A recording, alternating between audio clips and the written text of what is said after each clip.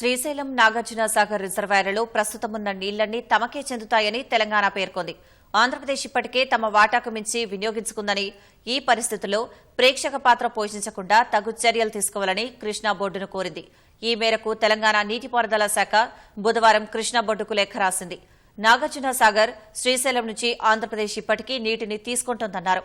ఆ రాష్ట్రానికి కేటాయించిన దానికంటే మించి వాడుకున్నా మళ్లీ నీటి వినియోగ ప్రణాళిక ఇమ్మని రెండు రాష్ట్రాలను కోరడం ఆశ్చర్యంగా ఉందని పేర్కొంది.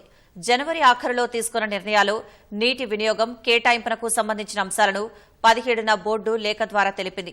ఆంధ్రప్రదేశ్కు 65% వాటా పేర్కొని మొత్తం నీటి లభ్యతలో ఆ రాష్ట్రం వాటా 666.68 టీఎంసీలని, తెలంగాణ వాటా 34%గా 343.446 టీఎంసీలని వెల్లడించింది.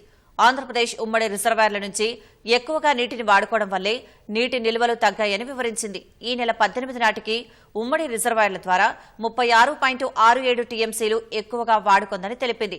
ఇప్పటికీ రోజు సాగర్ కుడికాలం నుంచి 10,000 క్యూసెక్కులు, శ్రీశైలం నుంచి 1.5 టీఎంసీల నీటిని తీసుకుంటోందని వెంటనే నిలిపివేయాలని కోరింది.